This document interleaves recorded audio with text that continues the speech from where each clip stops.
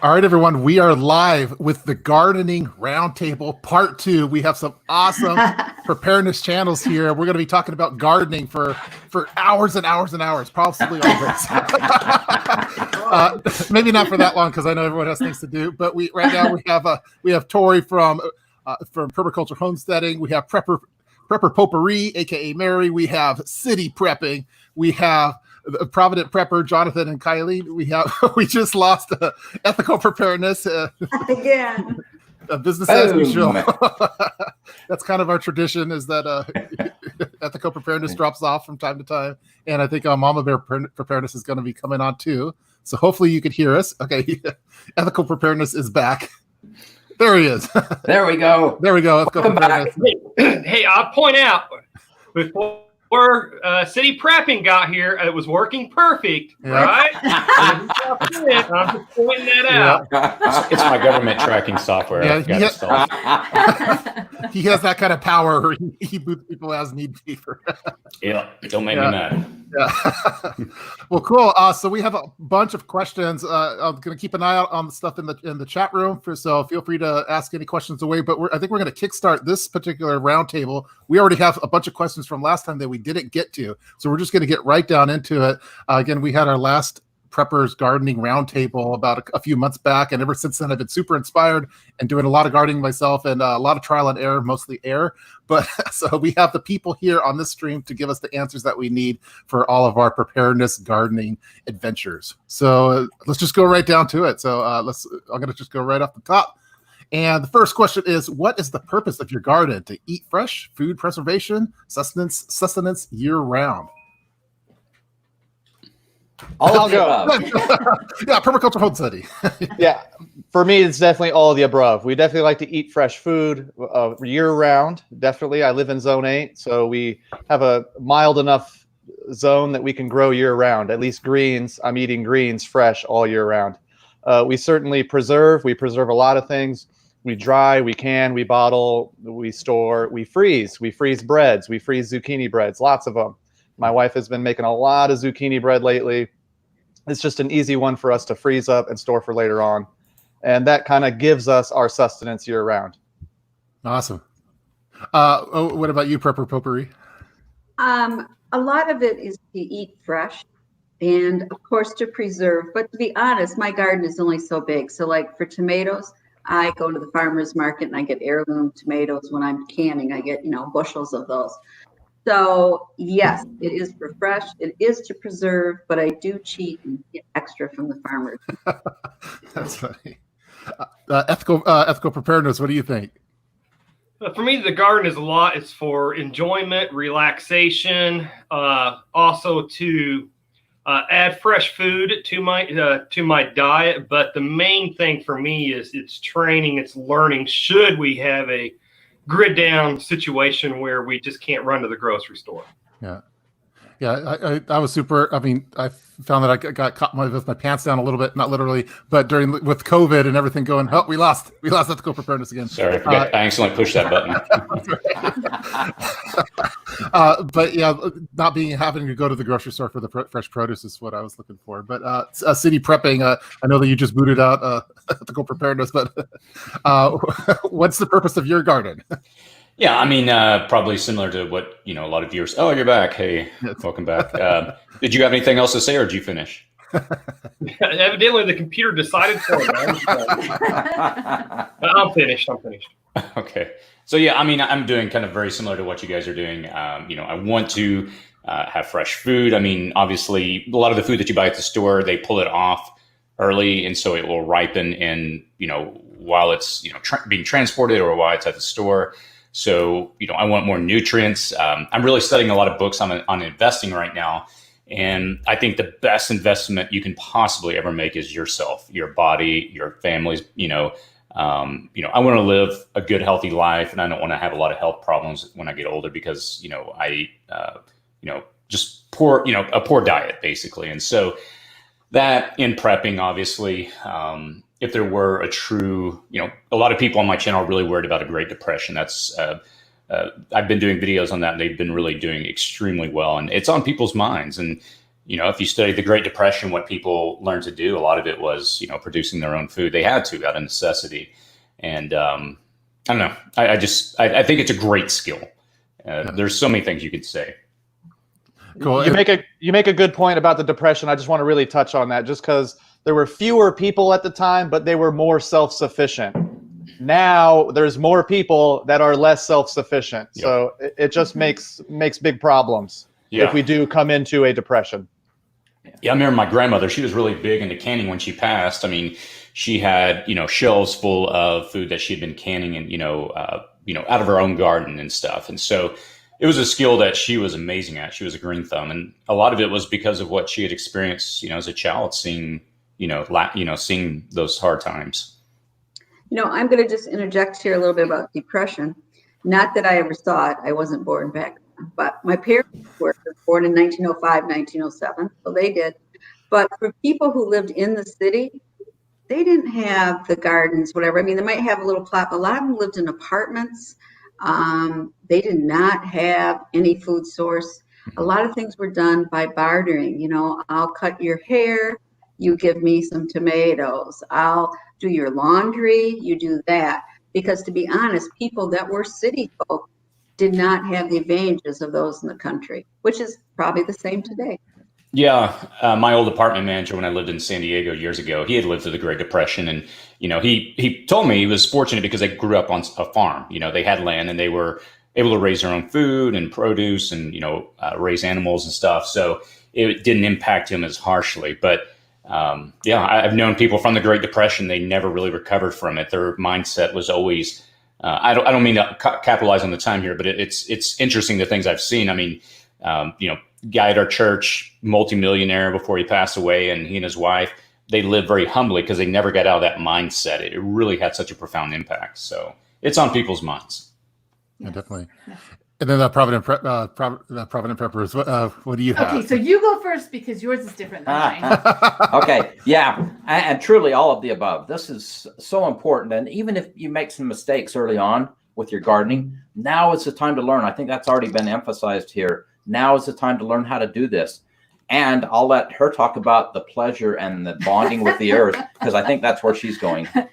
So mine is all of the above and then therapy. I have MS, and so I need to eat very clean foods in order to be healthy. But being out in that sunshine and bonding with the earth, and I know that sounds kind of silly, but it's really true. You can tell in the wintertime, I struggle a lot more because I'm not out in the yard, but I'll go out for a few hours and I come back in a different person. I'm more calm, I'm more peaceful, and I can handle some of what life's going on. So, and during that period of time, I'm usually grazing. Right now, black raspberries are on, and I haven't been able to pick any to bottle or to put into preserves because the whole family just goes out there and grazes, and all the grandkids, and it's a wonderful lifestyle. And that's the lifestyle that I cherish and that I love. So, Haley, I did not know you had MS. My daughter has MS also. Yes.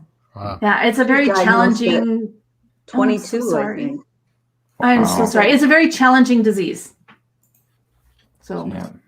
Yeah, I found that I work in software engineering, so it's like a super high stress job, and it's been like very therapeutic and relaxing to just go outside and put my hands in dirt for a little bit, and I find myself talking to these plants, and now I find myself I don't want to eat them after because I've grown them their whole lives now. Bonded with them, and I'm very problems eating them. So, just don't start selectively pruning them. Yeah, we could talk about that one. So it looks like we have another person who's going to be joining. We have Mama Bear Preparedness that we got you on. Hi, welcome. Hey. Welcome to the team. Finally figured it out. Yeah, we got it working. Mama Bear, what's the purpose of your garden? Oh, just to throw a little extra nutrients in my son, I think. That's was my purpose at the beginning, was to make his baby food. And now it's more for preserving and getting some more food up and not having to worry about salmonella from the lettuce at the grocery store. And yeah, totally. So we're just going through a set of questions here. We have a bunch of questions coming in as well. If you could only grow one vegetable, what would it be and why? I'm going to stick with kale because I can grow it year round. I can eat it all the time.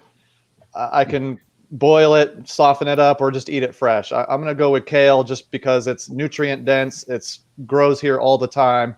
And in a situation where I need food, I know it'll always be there. Yeah. I saw Provident Prepper. Okay, hands up. you know you saw me.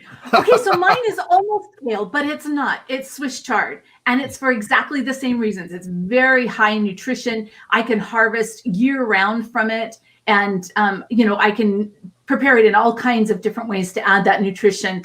And so, yeah, it's Swiss chard, and in a 4x4 patch, we can grow enough for 6 people. Plus some for chickens. And it just grows prolifically. Yeah, so. It's great for animal fodder, which helps us with eggs. And we grow a lot more than a 4x4 patch, though. But anyway. Okay, I'll go next. All right. I'm going to blow it off. I'm going to say tomato.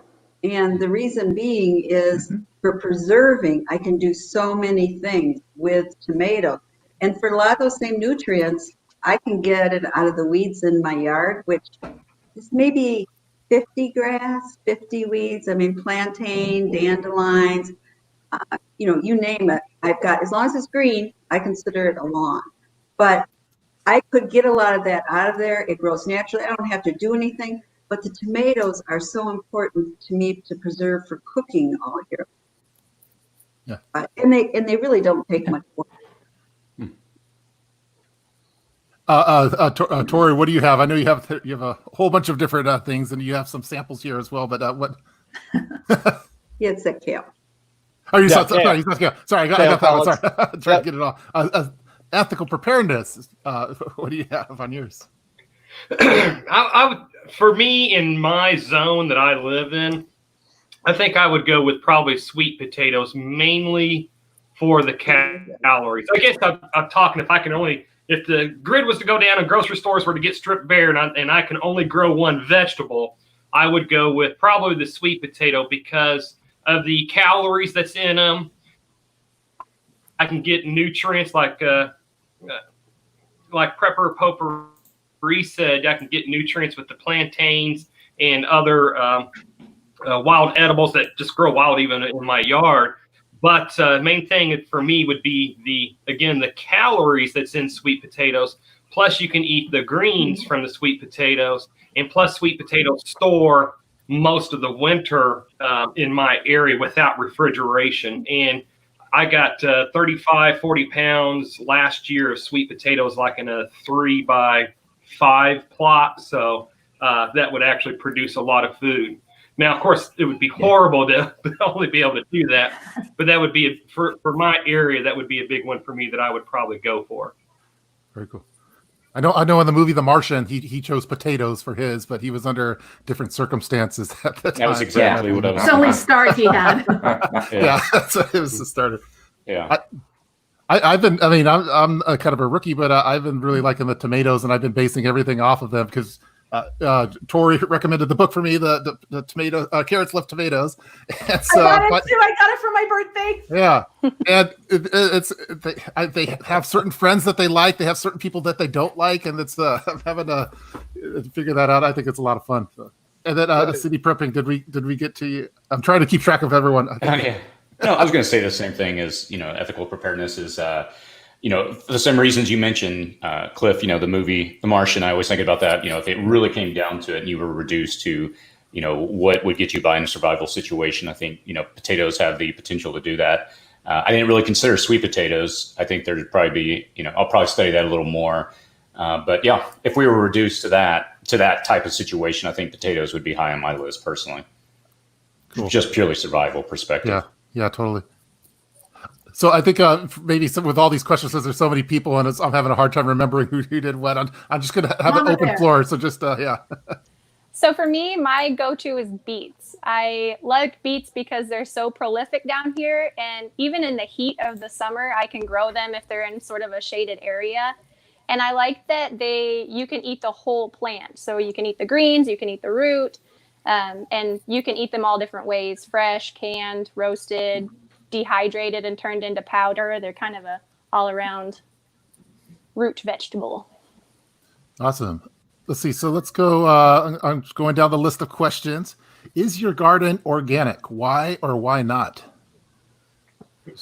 Open the floor. Yes, my garden is absolutely organic. No pesticides, no herbicides, no fungicides, no fertilizer, no nothing. We plant and we let Mother Nature do what she does best.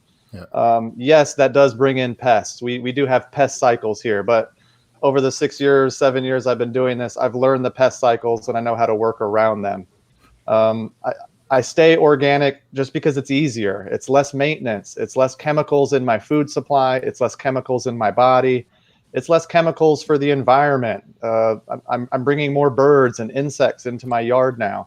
A lot of the unbeneficial insects are going to draw in birds. So I'm not trying to poison the food supply in any aspect on any level. If I poison the insects, the birds that eat them are going to get sick, and so on down the line. I mean, there's a huge food chain that is benefited by me staying organic and not spraying any chemicals anywhere.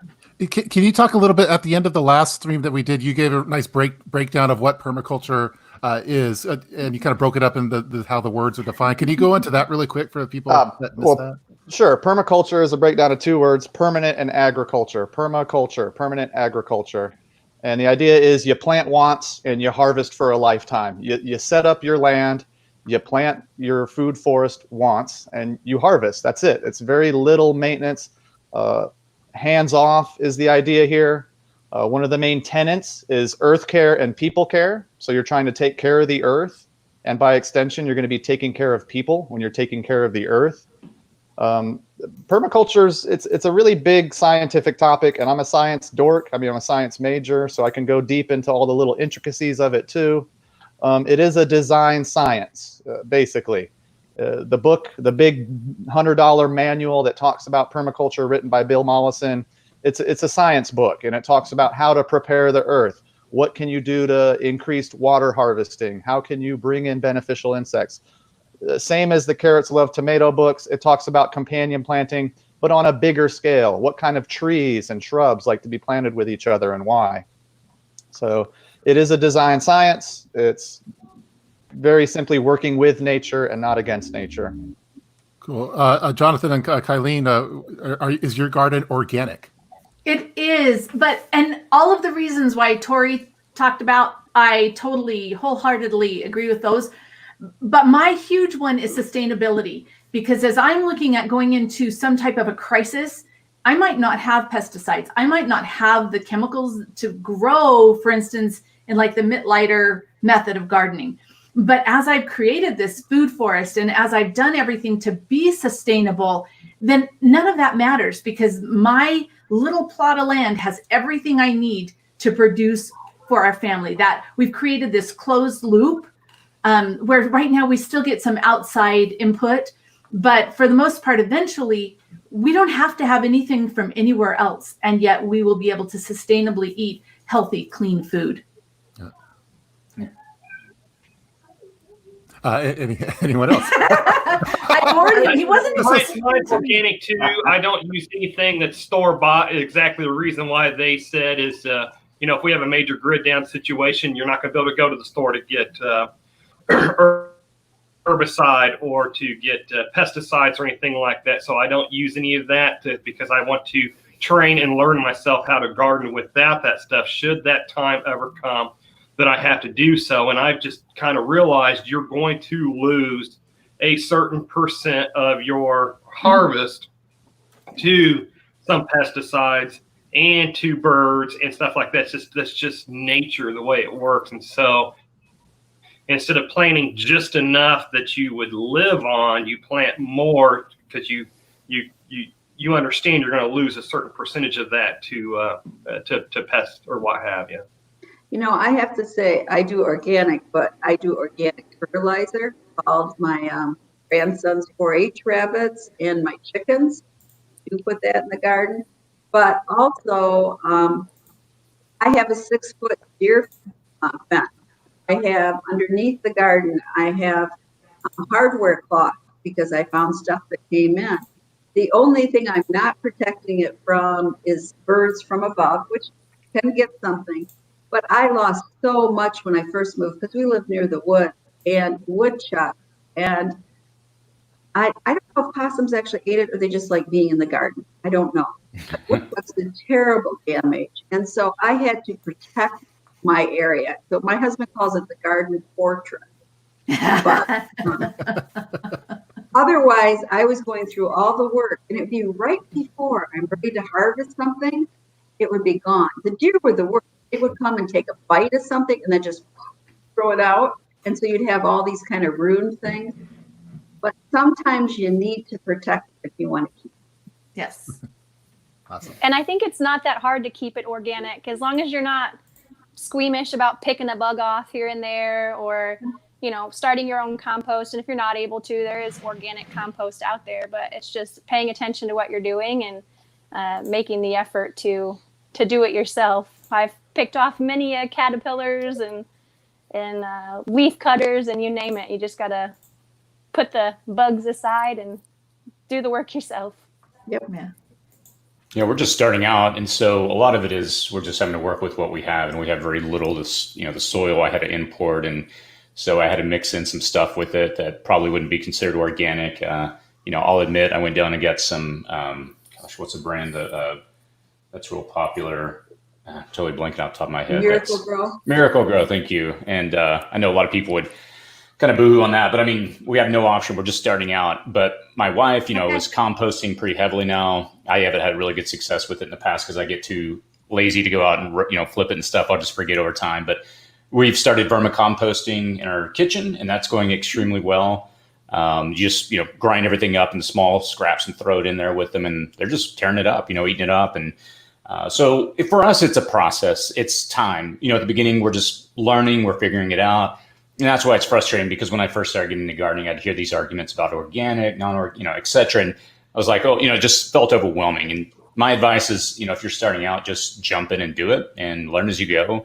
And if you become organic in time, and that's, your trajectory, good. But, apart from just obviously throwing in, Miracle-Gro or, Roundup into your garden, do all you can to, start and learn. That kind of leads up to another good question that we have here is, sorry, ethical preparedness. Got it. I think it'd be pretty important for us to interject about the use of heirloom or open pollinated seeds just real fast, in case any of your viewers might not know them. With so many of the seeds that you buy at the store are hybrid seeds, which may not produce viable seeds that you could use the following year, whereas open pollinated and I just said them heirloom seeds, you can save the seeds from those fruits and those vegetables and then replant your garden for free the following year.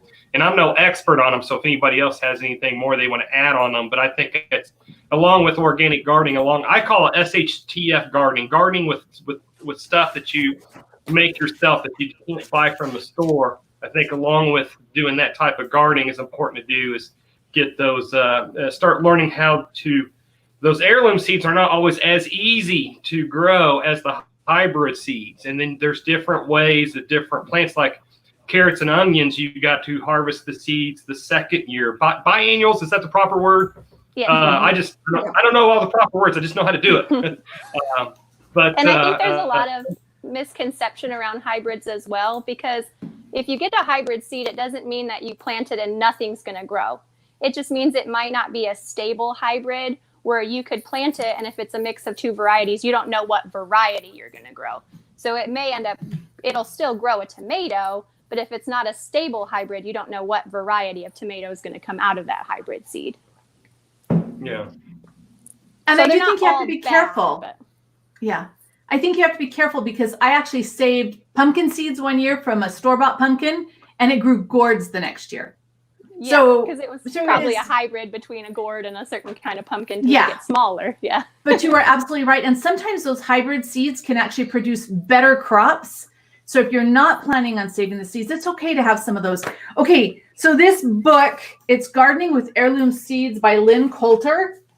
It is one that I go and I pick up books at garage sales and at dollar book sales and all that. But this is a really good book that goes through every category of plant, heirloom plants, and exactly how to save the seeds and how to grow them best. And anyway, this is a really good resource. Awesome. Very cool. I'll have to check it out. Get everyone back on the screen. There we go. Well, cool. So I thought one of the last question that City Prepping had was kind of kicked off the next question. I thought, what advice do you have for a new gardener? Is that directed at me or just anybody? Well, you mentioned about for people just starting off, so I thought maybe that would be just good overall the topic. And then, yeah, I mean, I still would, consider myself really an amateur at this point. And my wife, to be honest, is doing most of the work right now. She's, I'm kind of the pack mule, bringing in everything, the soil, setting everything up, the bed, she's doing, the actual gardening. I set up a drip irrigation system here recently. That's awesome because now it's on a timer, right? It just automates. But to the question, what do you do if you're starting out? I think I mentioned this on the last video hangout, but the book, the All Square, or was it the new Square Foot Gardening? You can just go into Amazon, and it's one of the most popular.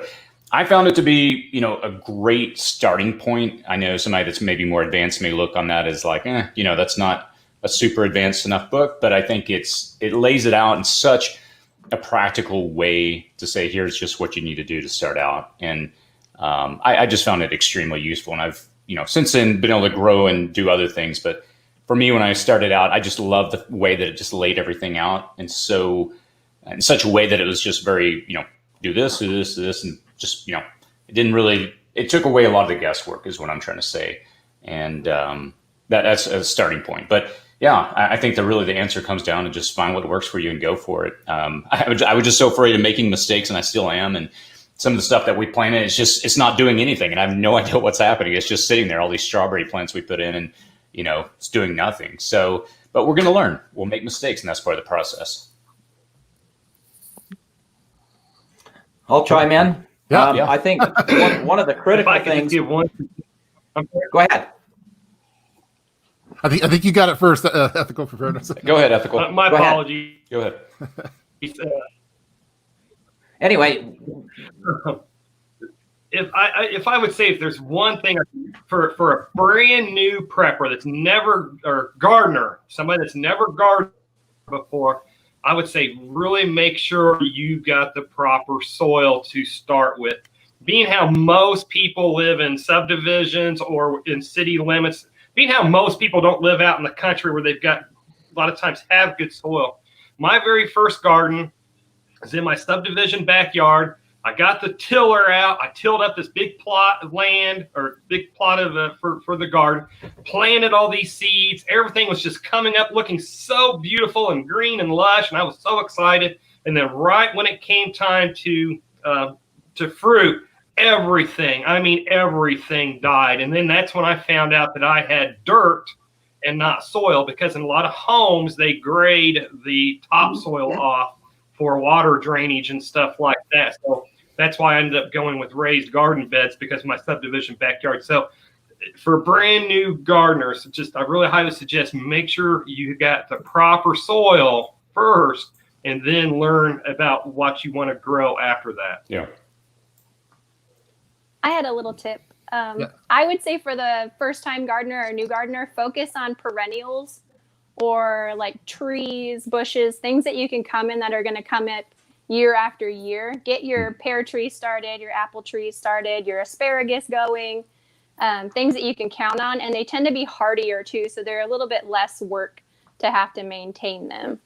If you want to plant a pear tree and get fruit, you're looking at like a 6-year investment to get some fruit off of it. So get those started right away, and then focus on your annual tomatoes and things like that. I would just say also start small. I don't know if you're like me, but I always have this grandiose plan. It's the winter, right? So I can excel, all this stuff. I don't know what the heck's going on here. I can excel. No, what happened? Let's take another look. There we go. Okay. Yeah. It's fabulous. It's fine. It's great. It's great. Out, okay, that's all. It's great. I was worried about mine too, so don't feel bad. I know. I give you and my brothers and my dad same way. Anyway, I always have these big plans, and then you kind of discouraged as you're carrying them out very often. So start smaller, just have one plot, have it, and grow something you like. If you don't like tomatoes, don't grow tomatoes. Pick something you like or your child likes, grow it together, have fun doing it, and then you might do it the next year. But if it gets too hard, we say, what the heck? That's what the supermarket. Cool. Anyone else on that one? I got some more questions. I agree with what everybody has said. And we talk to people and they say, well, you know, if things get bad, I'll plant a garden. Well, start right now, and you can start small, but do your learning now. The Victory Gardens from World War II, they found that shortly after the war was over, the Victory Gardens went away because people didn't know how to do it right, and it was a lot of work. But you can make it so it's not a lot of work, and it can be very prolific and very healthy. So you just have to keep in the process. And I totally agree with Mama Bear Preparedness about the perennials. One of the things I've been studying a lot about World War II, and, you know, a lot of the crops that they had to eat were parsnips and all these different things that were just these annual vegetables that had a lot of calories. But man, if somebody already had the berry bushes and the fruit trees and all those things in place, their diet was so much more diverse and healthy and happy than those that were just all of a sudden saying, okay, we got to do this now, and vegetables are my option. So absolutely, that was a really good comment, Heather. Thanks.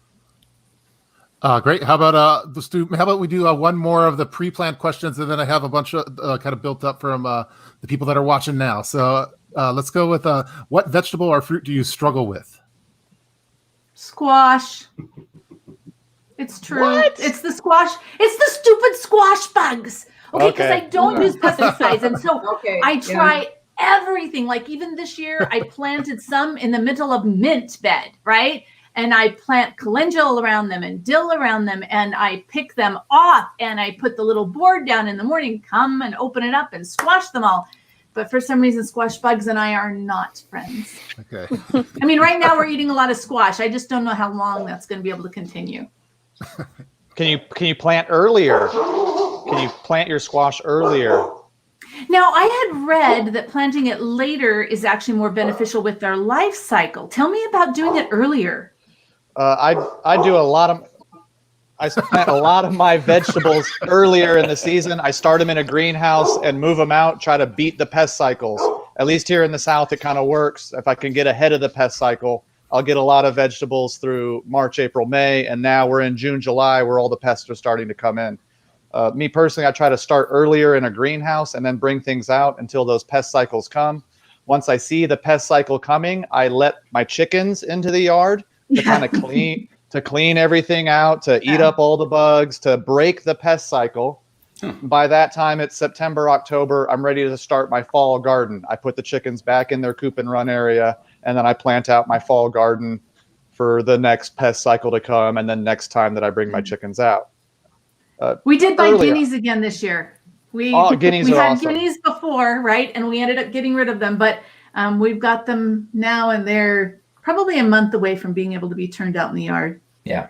Because they're little boogers. They need to remember where home is before you can let them free. You know, for me, though, it's what all of you, I'm sure, can grow very easy, and it's melon. I have a really problem, I think, because of where I live in Zone 5B, it is just there, it's a shorter growing season. I mean, we still had frost something like the third week in May, and I don't think I can get it out long enough. There just doesn't seem to be, I don't know, enough time or whatever. I produce fruit, but they don't usually get fully ripened. The big struggle I have, and when I started gardening and doing this whole permaculture thing 7 years ago, was peaches in South Carolina. And believe it or not, South Carolina is the peach state. It's not Georgia. We produce more peaches than Georgia, but they're all done very intensively with lots of pesticides and lots of fertilizers. And that's where I went wrong.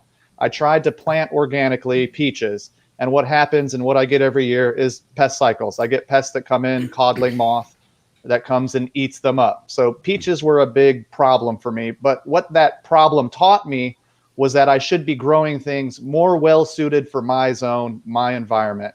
So I got away from peaches and started growing pawpaws and mulberries, fruits that are native to my zone, native to my state, that are generally pest-free and disease-tolerant. It may not be the store-bought peach I got, but I've got this new exotic fruit that I can grow and still feed myself. So my struggle led me to what can I grow that grows better and is less maintenance, less work, all in all. Before we started the stream, you brought a show and tell item. I thought maybe you're talking a little bit about your berries. Maybe we could show that off. This is another low maintenance one. These are gumi berries, and my wife and I went out to our project farm in Gaston, and we picked about a gallon of these in less than 30 minutes. So it's another one that's generally pest and disease tolerant. It's a nitrogen fixing shrub. The berry, I've had 5 people now tell me that they taste kind of like strawberries. It does take a bit of processing. There is a seed inside this tiny little berry, but it's nutrient dense. It tastes good too. So cool. And it's a nitrogen fixer. It is a nitrogen fixer. So, I mean, when you grow, you got to think a little bit outside the box. Most people, when they start growing, it's like, I want to grow apples and peaches and pears and plums, but those take a lot of work to grow. The best thing for a new gardener is find out what grows naturally in your area. It may not be those things. Black walnut might be a great thing for you in your zone or environment. Really find what grows best for you in your environment and go from there. What's a project farm? So there's a feed and seed store not too far from me. I've been buying my chicken food from there, and the woman that owns it was interested in doing a garden. So I drew up a project for her. I did a design, and she thumbed up to the design, and we implemented the design on her property. So once a week, I'm going out there and kind of maintaining her project farm for her. Nice. It is all organic. It is done permaculture style. We've got tons of videos on my site about it.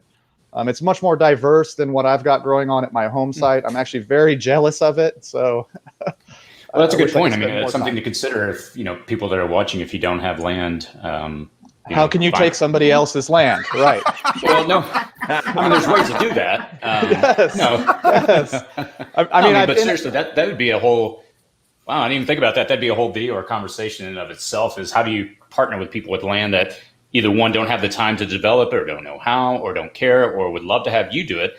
The city where I live in, there's, some area where the city has kind of dedicated it to, hey, if the community wants to jump in and develop it, and they started doing it, and it became this, its own little garden area where people can get involved. But yeah, I think that'd be an opportunity in and of itself if someone has land to partner with someone that wants to develop on it, in a, symbiotic kind of a, hey, we'll both harvest or something. That'd be a conversation. And that's what we do. I mean, I do harvest off of her land. It's mainly for her family, but I'm at the point in the permaculture journey where I've done the earth care. Now I'm on to the people care. How can I take care of the people around me? Who else has land that I can use, or grow for them, get those mutually beneficial things going on here. No, if I had land, I'd absolutely try to find somebody like you that knows what they're doing and say, hey, you want to harvest some, go for it. But how do we make this work for each other? That would be. You can move to my neighborhood anytime, Tori. Yeah, that's what we're trying to say here. How do I get you over here? Let's find you a realtor. I'm sure there's permaculture designers in your state. It's just you got to dig and find them for sure. But you would want to find somebody in your state or your zone who has experience in that area to be able to help you set up your own little permaculture forest. Fascinating. Don't forget. Earlier you talked about pawpaws, and I bought some property, some rural property last year, and I found 2 different pawpaw patches on there. So very excited about that. I've already harvested some, so I just wanted to bring that up when you mentioned pawpaws. That when I found those, it was total excitement. And everybody else, go ahead. I was going to say, believe it or not, Michigan, we have a pawpaw city in Michigan. We're known for pawpaw. But anyway, there's something called CSAs, Community Supported Agriculture, and that can be a way too to start out gardening. A lot of them have so many volunteer hours required, or you're able to cut down the cost if you volunteer, and they're generally all organic gardens, and you can really learn how to actually plant crops, how to take care of them and harvest them, but then also they always give you recipes and how to use them. So that's not a bad startup if you don't have actual land of your own. Cool. Anyone else that has one to struggle with, or? Mine is strawberries. I have an insane white potatoes. White potatoes. We have so many snails here in Texas that my son and I will go out every single night and we'll get a whole bucket full. So it's just, it's crazy. I can't grow strawberries. That seems to be the one thing they're all attracted to. So I think next year I'm going to try it vertically and putting something up on the fence. So it's a little more difficult for them. I have a question I'm hoping that you guys could help me with. I've been trying to go with the companion gardening, and I cannot grow marigolds next to my tomatoes. Everyone says I need them next to them, that they're friends with each other, but they just all wither and die. And I'm like, you guys have one job, to protect my tomatoes, and you're just not doing it for me. So what? Can someone help me? Where am I? I have an idea. Okay, thank you. So calendulas are in the marigold family, and they do a really good job of doing the same thing that those marigolds do, right? And calendulas are like, you can't kill them. They readily reseed. The best thing they do is produce babies. So once you have planted calendula, and if you let it go to seed, you will have them forever. And they do a really good job, and they're very beautiful. So maybe, just switch the variety. Okay, I'm gonna give them their fair shot, the marigolds. I'll check that out next. But yeah, it's been super frustrating for me. But there's so many questions. People are waiting patiently. First off, thanks to EDC TV for the super chat. Let's see, we had one here from Linda. Let's see, where's it at? Sorry. There we go. Linda Baker, patiently waiting. Living in Florida, the soil is sandy. What is the best soil to add to start? And thanks to Provident Prepper, I did my first bottling with dry beans. Woo! I live in South Carolina, also very sandy, sugar sand soil. The first 2 years I was here, I started by growing lots of clover, just tons and tons of clover. I would cover crop clover and then wood chip over it, just to kind of get some nitrogen in the soil. I would chop and drop the clover. We need to get some roots in the sandy soil first off. Rabbit manure. I have a rabbit tractoring system that I use around my property. The rabbit's going to eat weeds, scratch up the ground, poop in the area, and then I move the tractor along. And I'm getting these pockets of fertility every time I do that. Every time I move the cage around, she's kind of building the soil for me. It does take time if you've got a big plot of sandy soil. I also grow a lot of gummy berry or autumn olive. It's also a nitrogen fixing shrub. Try to grow the fertilizer for the plot. It took me about 2 years. It really did take me about 2 or 3 years of cover cropping, chopping and dropping, and bringing my rabbit tractor around and adding chicken manure to the soil before I really got a good fertile soil that I could dig a foot down and it not be hard packed soil or sand. It does take time.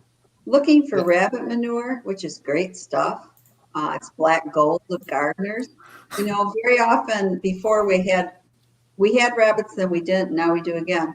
But in the time when I didn't, I really missed it. And on Craigslist, I'd find if you want to clean the cages or underneath the cages, you can have free manure. Or sometimes they bagged it up. It really wasn't expensive. It does wonders for flower gardens, vegetable gardens, and enriching your soil. I mean, the worms love it. They're all squiggling around and coming up. They love it. Cool. Yes. So really, and completely going with what these other guys have said, if you have any problem with your soil, you want to add lots of organic matter, right? More compost.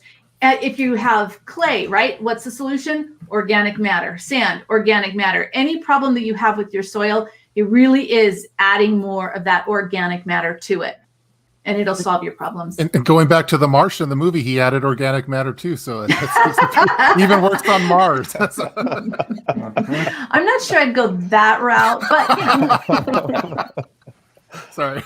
Here's one from Prepper Agenda. This is anyone growing microgreens in their basement? I think that might be a solution for urban city preppers.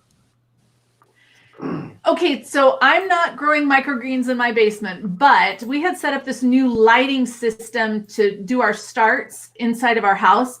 And right now I am growing greens and just harvesting off them to see, it's my first time doing this, right? To see how much I can produce in this one little shelf with these lights to feed our family, because I'm really into greens. And right now in my garden, it's too hot for lettuce, right? It's too hot for the mustard greens. And so this is my experiment, and it's going really well, right? Yeah. So we'll see how it continues, but I do need the lights inside to be able to do that, because I don't have any room that has enough light not to do that. But so far, looks good, tastes great. Cool. Anyone else? Or Yeah, I started with microgreens too. One of my first 2 years growing, I did microgreens, and I had a lighting system and plastic buckets that I grew inside. It worked. It does work. It's a great source of food.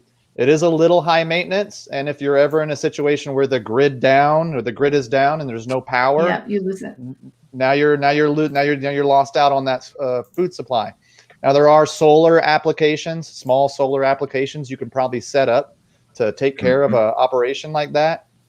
That'd be something to look into, to have a small standalone solar operation that feeds your LED lights to your microgreens in the basement. I think that's a great avenue to go down. It's a great way to start getting gardening.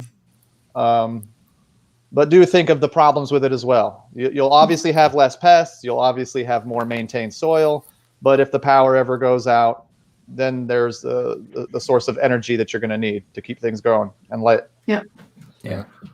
this was a kind of a cool one. This is the urban. My mom wants to know if anyone ever plants by the phases of the moon. That's from the Apex Prepper, who's, by the way, behind the scenes running all the chat room stuff to making sure everyone stays behaved during this controversial gardening conversation. So we'll be bringing him on shortly to say hi. But yeah, but Apex Prepper's mom, yes. No. I don't, but I've heard of it. It's very interesting. I mean, sounds cool. There's just a reality to it. Yeah, I won't be out there in my underwear during a full moon putting my plants out. I just don't do it like that. I'm not even sure if you're supposed to have underwear on. Oh, Mary, you always keep our conversations lively. It sounds that was an oddly specific comment. I think she knows something we don't. Not that I know. Wink, wink. See, going through more questions. Let me pick another one in a second. Let me do one of the stock questions that we have here. How do you control weeds in your garden? My favorite question, and I get it on a video all the time. I don't control the weeds. I work with the weeds. I don't fight the weeds. In fact, because I've been selectively weeding on my property for so long, now all it seems that I have growing are edible weeds. I have plantain, I have dandelion, I have lamb's quarters. I have all types of edible weeds now growing on my property because I've allowed them to grow. And they're beneficial too. Weeds are misunderstood plants. That's all. A weed is a misunderstood plant. If we were to come to your house, would you give us like a weed salad? Is that I do add weeds to some of my salads. Yes, I'll take fresh greens and add some weeds to the salad. It helps your system get used to it. In case I ever have to eat it full time, well, my system's now used to throwing some lamb's quarters in there that's been washed. My system's used to eating dandelion greens. You know, it's not going to be a shock to my system when I finally have to rely on that 24/7. Makes sense. But I do add weeds to my cultivated salads. Yes. I saw Kylene had. Okay, so for me, there's design processes that we put in place because I'm not to the point where Tori is. I still have some pretty nasty weeds that come up, but using things like wood chips and sheet mulch and planting certain plants to shade others out, right? We have this, this arch area in our yard where we have grapes growing over the top, and there's all kinds of plants and perennials that are in there. But because they have been planted like that, there are very few weeds in there, right? It's deep mulch and lots of greenery shading it out. So design matters if you're really trying to control weeds. Yeah. Yep. And I would say in my garden, my raised bed, I have all mine in raised beds or containers, and that seems to help a lot. Mm-hmm. And I also don't broadly water the whole garden. I'll just isolate the specific plant and water only the plant. So it doesn't create an environment the weeds want to grow in the empty spaces because there's not a lot of moisture and water there for them to come looking for. Looks like we've lost ethical preparedness literally this time. Literally, he's gone. We gotta go. The people I sent have finally made it there. No, Yeah, it's, I don't know what happened. I do the same as you do, Mama Bear Preparedness. We have a drip irrigation system, so only the areas that get the water, anything can live, right? I mean, nothing else is going to thrive, and we do raised beds as well. For the very reasons we talked about earlier, is when you get into a subdivision, the soil is just whatever's left behind after they took off the topsoil. So we're having to go through this process of cultivate that dirt that we have in the boxes. It's not great soil, but it's a starting point that we're going to have to work on. And that's why, again, we're doing the composting. But again, to the point about the weeds, so far, yeah, I'm definitely, not going to put any chemicals, very cautious of, doing anything like that. Just let nature do its thing and just keep an eye on it. We go out every now and then, have to pick something out. But the drip irrigation system has really helped keep that down. Don't get me wrong. I do wood chip and I do pull some weeds. Weeding becomes feed for my chickens. Yeah. And there are some weeds I let grow that don't have any edible I let goldenrod grow, but I let it grow because it's a great late fall forage for pollinators. Know your weeds is going to be the first thing I'm going to tell you. Weeds are misunderstood plants. They can tell you a lot about your soil in particular. If you got a lot of dandelion growing on a property, you probably got hard packed soil. That dandelion's throwing a deep taproot down to help break up the soil. If you have a lot of nitrogen fixers growing on your soil, like clover, probably means you got a lot less nitrogen in your soil than a rich composted soil. And weeds will tell you a lot about your soil conditions, and they're there to help. I mean, it's Mother Nature's way of helping out, believe it or not. In the last stream, you mentioned that you said know your zone on the last one, and on this one, know your weeds. Know your weeds, yes, yeah. Know your weeds. Not all weeds are created equal. Yeah. I was just going to say, I weed. Okay, that's part of the Zen therapy. Now you can laugh about it, but I go out before it gets too hot. And I sit on my butt and weed, which is instead of bending over because your back only lasts so long. And I kind of punch around, but in all the beds, take out what I need to. I give it to the students, but it's my time for just the nature around me. I hear the birds. I see deer will come up very often. It's kind of something I actually like to do. So I do weed my raised beds. I'm definitely a weed bounty hunter. I love this grandpa's weeder. It's this thing that I use, and at least in the grass, for example. And I find that I talk like Tony Montana from Scarface at these weeds. So that's where I get to let everything out a little bit, just me and the weeds. But in the garden, they're friendly people in the garden.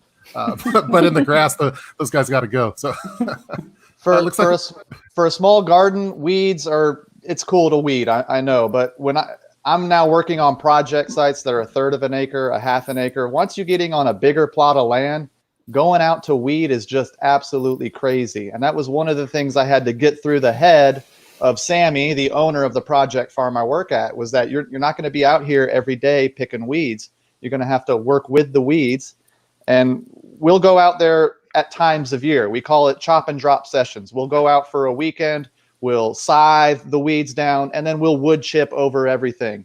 The wood chips are our brown material. Our chop and drop greens end up being our nitrogen content, and we're in essence composting on site doing that. Oh, looks like we got ethical. Sorry, ethical preparedness made it back. I know that City Prepping sent some people over there to find out what's going on. But did you have that called? So that was my chief that called. So I had to take that. Yeah, totally. For me, with my subdivision, backyard raised garden beds, the way I control my weeds is I physically go out there and hand pick them. I couldn't do anything on a large scale like that, but I also will lay tarps or unbleached cardboard down over the dirt leading up to the point that I actually plant. That's just kind of the main ways that I do it on my small scale. We have another question over here. This is WD International. Do vegetables need to be replanted every year, or do just some keep producing forever? Where's Most my- Well, I guess vegetables are that's going to the die. Yeah. Go ahead, Yeah. Kylie. Go ahead. So there are vegetables that are perennials, but there are very few of them. But there are certain vegetables like lettuce, for instance, if you just let it go to seed in your garden. Right now, my garden's a little bit on the ugly side because my lettuce is going to seed. Once it does that, then I pull it and I'll give it to the chickens. But in the spring in my garden, I have lettuce that grows and I don't plant it. It just grows all over, and then I just select where I want it to be. And it's a great way to do that. So there are some vegetables that will just reseed like that are treasures besides the perennials. There's a few perennials, but not a whole lot. I was going to say, I also have sunchokes, which do more than come up every year. They would take over your entire garden. I have potato onions that come up every year. Of course, asparagus, after you once plant it, and should come up for at least 25 years. I'm trying to think what else. I have a couple others. Anyway, I try to find those perennials because that's great. But, you know, like tomatoes make what I call volunteers all over, like your cherry tomatoes, wherever they drop. Problem is for me, generally, those plants wouldn't start in time so I could have tomatoes in a Michigan garden. Depending on where you live, that is great. So there are a lot of vegetables that seed. Awesome. Going to go rapid fire really quick. How do you guys deal with compacted dirt? That problem. Radishes, carrots, dandelion. You're going to want to grow things that have a really deep tap root. Comfrey. Comfrey is a great one for compacted dirt. Grow the problem away. I like that. I like that. All right, next question. SHTF West Coast Prepper. Do any of you have problems with mosquitoes? Oh, I mean, yes, occasionally, depending on if you get enough rain. Yeah. The black I flies live in the are deep worse. south. We've had a lot of rain. We've got tons of mosquitoes, but on my property, there's not a bunch of mosquitoes. My water tanks are screened over. I do my part to keep mosquitoes off of my property, but that doesn't mean everybody around me is doing their part. So yeah, most people have problems with mosquitoes. That's why I have to go preparedness. I bring my wife outside. I bring my wife outside with me because the mosquitoes hone in on her and leave me alone for whatever reason. Ouch. Gee. The way I just deal with mosquitoes is I just say, "Hey, honey, come out here to the garden." She walks out there, she's like, "Boom!" You know. So it's funny. We'll go out and then we'll come back inside. I'll have 0 mosquito bites and she'll have 10. So If she's watching the stream, we apologize for.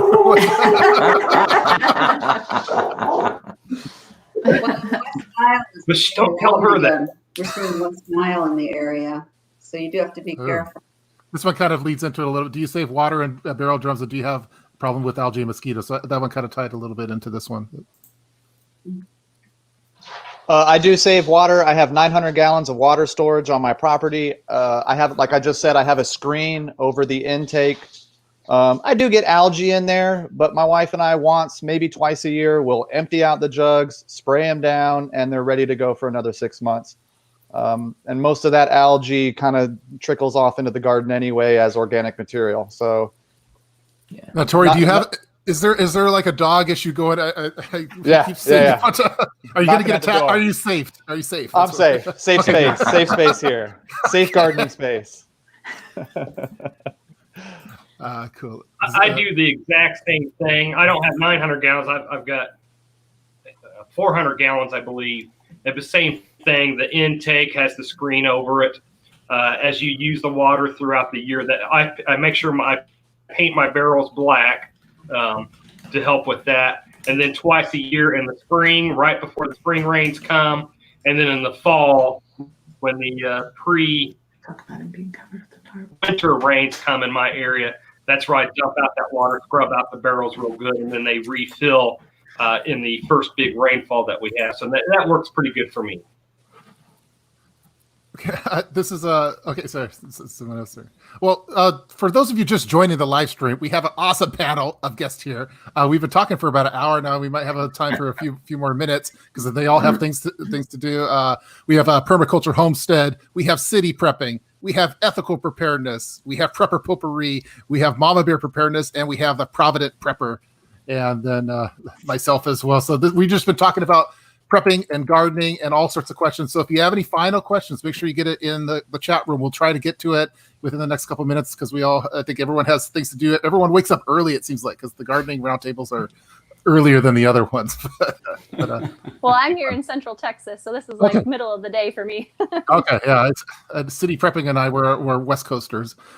Let's see. Here's the question. This is a custom question. Let me see if I can make a question banner for it really quick. And this is from Bernie. I think we could bring on Bernie a little bit too. He's been making sure that everyone stays in line in the chat room. And he has a special question, and that is, how early do you wake up to garden, and do you all take an afternoon nap? Definitely early in the morning is the best time to be out. And yes, an afternoon nap, I think, is mandatory for gardeners. You know, I will just comment that it's a problem if you work full time. I mean, if you go out in the garden, your hair might end up looking like this before you go to work. Not a good thing. Let's do another close-up of, there we go. Okay. Thank you for that. But then when you come home from work, it was, like 96, 97 degrees last week and the sun pouring down. So I'm waiting till 8:30, and going out when it gets a little bit better and trying to do what I need to do. And occasionally what happens is I don't harvest something in time. I'm not out there every day like I should be because I might get home from work and it's pouring rain. So it is sometimes a problem if the harvesting schedule doesn't work with your work schedule or your home schedule. I work, so I'm not up early in the morning gardening. And once again, I set up my garden to be very low maintenance. I do go out once a day. We feed our chickens. We walk around the garden. It's very peaceful just to see Mother Nature doing what she does. I'll go out after work and harvest, maybe water. I'm not putting more than an hour into this garden every day, though. I'm probably putting at most 20 to 30 minutes of maintenance every day. And that's just basic stuff, feeding the chickens, feeding the rabbit, moving the rabbit cage, maybe watering up one of my swales, dumping off some of the excess water I got stored up in preparation for more rain. But I try to make this as low a maintenance as possible. I do not get an afternoon nap. I'm very jealous right now. I've been doing the container gardening, and everyone's working from home right now for COVID, and so sometimes after a stressful meeting or some stressful thing, I'll go outside and I'll go cuss at the weeds for a little bit in the grass, and then I'll talk really gently to these marigolds that are just struggling for me. And so I have full-on conversations with these plants, and then I'm again totally conflicted with eating them. But but that's for me. It's kind of a stress reliever that happens midday after a stressful meeting is what I've been doing. So. I have a 3-year-old, so 5:30 a.m. and afternoon naps is still happening in my house. Awesome. I thought this was kind of cool. What are your thoughts on diatomaceous earth? It's great. It's great organic. You can use it in your chicken shed. I was going to say I'd use it in my chicken coop. Yeah. I saw Kylene had her hand raised immediately. But Yeah, I have a barrel of it, and yesterday I like to not use it because it kills everything, right? So I don't use it habitually. But with the squash bugs, yes, yesterday I took a big bucket of it out there and I was putting it on all of them, wishing death on my squash bugs. So I think as far as something that you can use that is less harmful than anything else and it won't hurt us as people, I think it's a good option. And just avoid putting it on blossoms, anything that's blossoming. Yeah, because it'll kill the pollinators. Yeah. Yeah. A little banner at the bottom here. Let's see if I can get that going. All right, there we go. Kylene hates squash bugs and will kill them on site. It's true. Let's have those running. We'll have that running for the next minute or so. They are something from the devil, those squash bugs. Here's my tomatoes are drying and have a brownish color. It's been a while since they were planted. Does that mean they are maturing, or I just need to trim them off? You may be having some blight issues, so I would look into that because that's a good time of year for that to start up with your tomatoes. So That would be my guess, is either overwatering or blight. That's the big one. Overwater or underwater is what most people do. Yeah, can there be nutritional deficiencies in the soil too, or not? For browning leaves. So let's Possibly, see. but I think tomatoes are pretty hardy when it comes to nutrition, other than like calcium deficiencies and stuff like that. Here's a cool prepping related one. This is from Prepper Agenda, who always has good questions. For urban city preppers on the roundtable, do you think your garden puts a big "you got food in your home" target on your back, or when SHTF?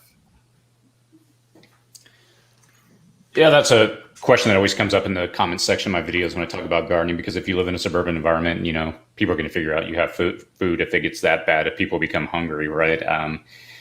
I don't know. I don't have an answer for it. I mean, other than get to know your neighbors and try to work with them. And, you know, what I'm finding is the more I get to know my neighbors, we're on good terms. I mean, obviously if things get bad, that could change, but I just try to do all I can to build with them. You know, I think communication is critical.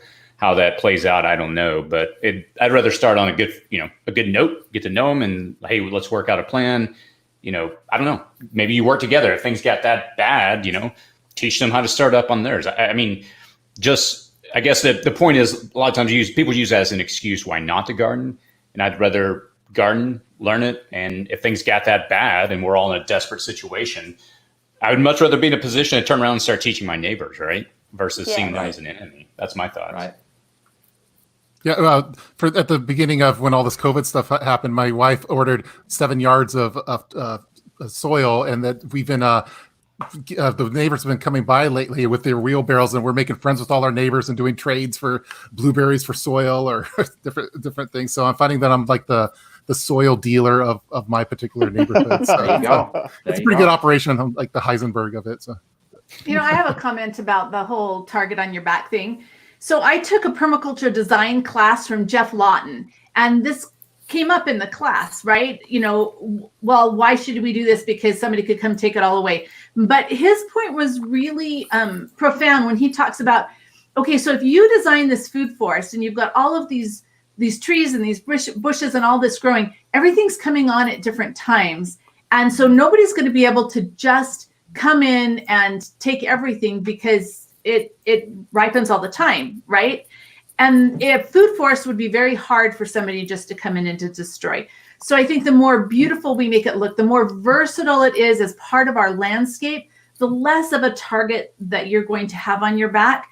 And quite frankly, all of us on YouTube have this huge target on our back anyway. So we might as well do anything that we can just to live the good life, because every crisis isn't going to end in everybody rioting and killing each other. Only here after the pandemic.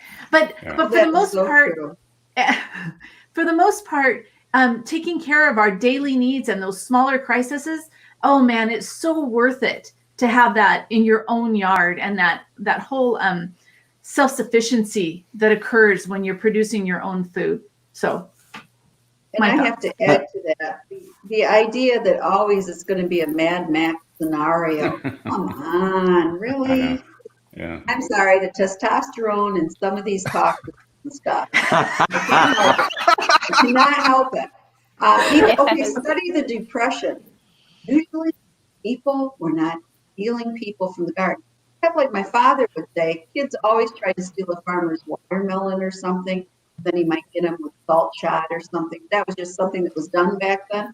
But the truth is, people weren't doing that. They weren't necessarily stealing their chickens and if they had rabbits or whatever. It doesn't mean that anything is going to happen to that extent. I mean, look at COVID. This is not what people imagine, you know, type thing.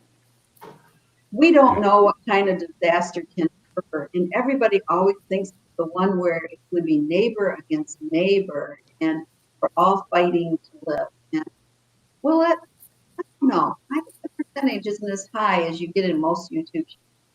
But you can call me Pollyanna. I don't know. I will say, the more people that know that I have chickens, it's now all of a sudden, hey, can I get a dozen eggs? Hey, can I get a dozen eggs? Yes. Or if I tell somebody, yeah, I do keep bees, all of a sudden I'm swimming in honey and I've got honey for everyone. So I kind of got a target on my back, but I don't think we're going to be Mad Max scenario. The idea Make the is mistake once of giving somebody a dozen eggs because you want That's to be it. nice. And then That's they go, it, oh yeah. my God, these taste so much better than store-bought eggs. And then they keep bringing you empty containers, you know? It's really hard. It'd be a cool Mad Max movie, Mad Max gardening. You killed my chickens. Revenge comes. I think all of that comes into like planning too, because I'm not going to be devastated if somebody comes and wipes out all my carrots in my garden in a situation like that, because I prepared ahead of time and I have them canned inside my house. So it's not going to put me out particularly if they come and take what they need. So just plan ahead and have what you need before the Mad Max scenario plays out. Yeah. The other thing that is, it comes down to knowledge. I mean, no one can take your knowledge from you. If if they come and wipe you out, then at least you have that knowledge to start over and maybe somewhere else. But what people don't realize is, again, I think Providential Prepper, y'all hit that earlier about a lot of times people take that. I'm sorry, I totally lost my train of thought. Phone was ringing, but it's a skill, right? I mean, you can always take that no matter where you go. No one can ever take a skill away from you. And you were saying earlier, people think whenever things happen, they can just start gardening. They have seeds and they can start doing it. It doesn't work that way. It's taken us several years just to get to this point where we're at, and we're still not doing that great. But if you can, get down the road, no matter what happens, you have that skill at that point.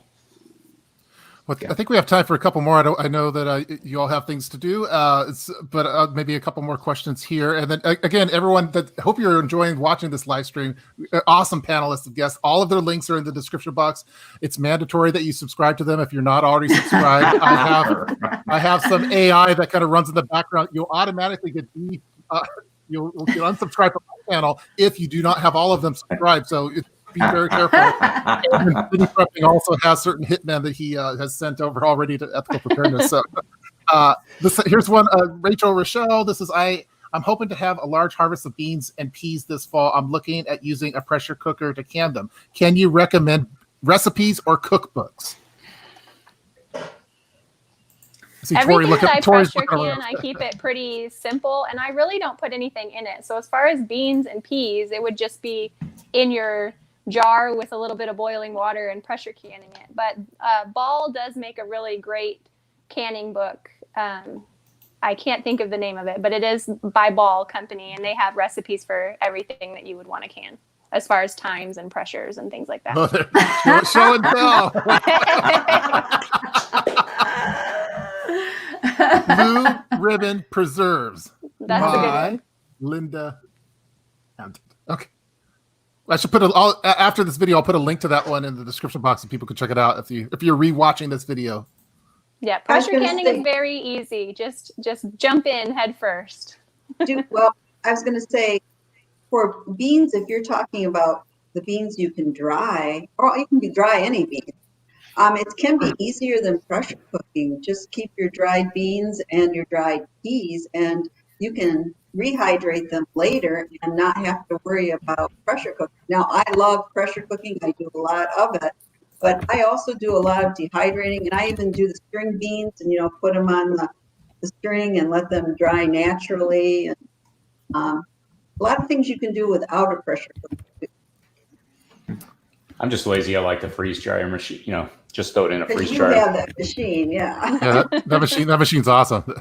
It's about as ultimate easy as it comes. You just throw it on a rack, slide it in, and 30 hours later, you got freeze dried. Cool. Let's going through. Is there any question there? Let's go back to the original questions, maybe to wrap it up with. Oh, geez. Again, let's put the little disclaimer here on the meat side. So let's see. How about we'll end with this one and then do kind of an overall summary of this particular live stream. So this question is, what are your favorite YouTube gardening channels? Permaculture Homestead. I love my channel. I mean, come on. I love the Alabama Gardener Gardener. channel. I'm sorry. Old Alabama Gardener is a fantastic channel. I mean, he gardens on a big way, but he's like I think he's made 15 videos just on how to grow onions, all the steps to get the really big ones. And he has a lot of, I guess, knowledge, maybe older knowledge to apply, and he really gives you step-by-step work. So in addition to everybody here, I really recommend Old Alabama Gardener. Yeah, let me put the channel up really quick there. Old Alabama Gardener. He is a And good I'm old boy. a big fan of Luke at MI Gardener, and his seeds are also really nice. They're only 99 cents a pack, and heirloom seeds. They're really. He's got a good thing going, and he gives lots of information about how to grow things.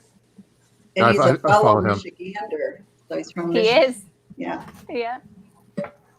Yeah, I've been finding my subscriptions list. It was previously a bunch of prepper style channels and SHTF ones, and now I'm on all these subscriptions for gardening channels. And the gardeners is always really nice. A lot of us preppers and SHTF people were all kind of doom and gloom, sad. All the gardeners are always smiling and happy. It seems like, so it's a good balance for me. Any other channels that I like? I like LDS Prepper too. I like watching his videos. There's I can't remember his name for sure. It's California Gardener. And so his videos just come up over and over again for me, right? So I'm not sure exactly, but he's really good. You're talking about the guy that's in his backyard that has that the whole backyard's a big, massive garden. Yeah. Yeah. Oops. Is it California Gardening here? Is that? I think I know the one she's talking about. I don't know if it's that one. Oh yeah, Okay. that's not it. Okay, that's not it. It's a guy that he's super high energy. Okay. Yeah, he is. He's super high Yeah. energy. That's why I like him. Yeah, he's a cool dude. My wife watches his videos. Same thing. Is he the one with dark hair? Yeah. What's And his he name? also has a freeze dryer. Is that the one? I don't know. I don't know, because I just started following him like a month ago. So And sometimes he goes to other places and says how Yes. they're organically doing. Yeah. I Yeah. don't know his name either, but I watched John the channel. Kohler. Is it you talking about John Kohler? I don't know. Show me. Growingyourgreens.com, that guy? No. It's not Okay. him. All right. I definitely have seen him. But Yeah, he's good too. I think Growing Your Greens is the one I'm thinking of. Yeah. Yeah, that's the one I'm thinking of. Yeah, John Kohler. He's Yeah, been no. around a long time. Yeah, he's hilarious. Yeah. Cool. I'm opening up a bunch of windows here. It looks like we lost ethical preparedness. Okay, I'm not sure. City prepping. Can you let us know what happened? I'll tell you in a minute. Okay, offline. So again, we'll get him back on those soon. I think maybe he's right here. Okay, there we go. All right, welcome back. Ethical preparedness. All right, so we've been talking for about 75 minutes. I know you all have things to do. This has been awesome as always. In the last gardening roundtable we had a lot of fun talks where we learned about plant parenthood and other things. not that much fun. This particular live. Wait, it's California Garden TV. That's what There it you is. go. California There you Garden go. TV. That's the one I was just. Yeah. So this one here, right? Cool. Yeah. Got it.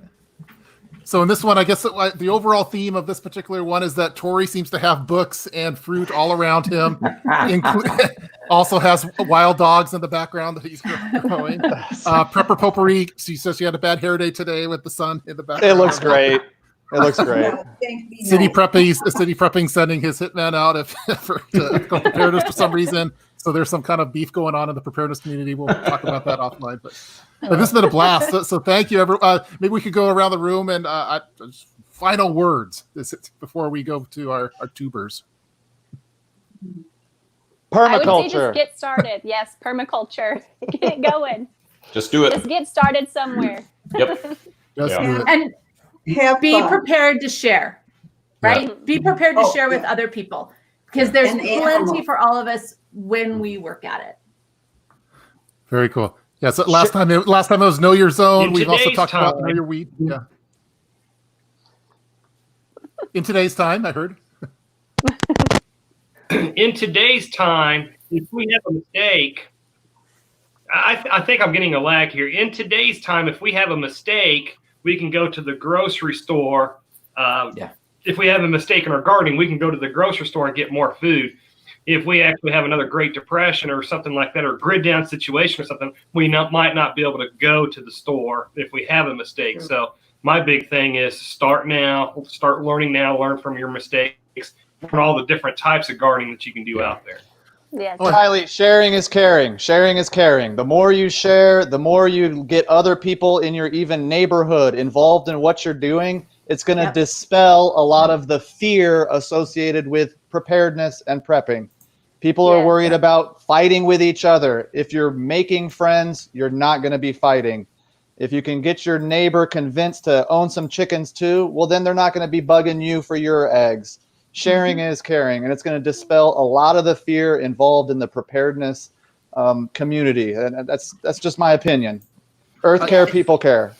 I think it's a good opinion. Let's take care of each other and be a good, strong community. Yeah. And take Before time. wrapping up, I just teach- wanted to get Bernie in here too, really quick, to say hello, because he's been actively working on Hey, everything. Bernie. Hey, Bernie. Hey, Bernie. Bernie. Thanks for running the shit behind the scenes. Hey, everybody. Hey, Permaculture, Hold sorry, on, you were saying. Take time to teach your I have to look like Steve children Remy. in the neighborhood. Okay, hi Bernie. But just take time to share with children in the neighborhood, your grandchildren, maybe your own children, and teach them the skills now. Bernie, are you a gardener? All right. Are your kids Trying. gardeners? Not yet. Not They're- yet. they're not- Okay. we're trying. Are they weed pullers?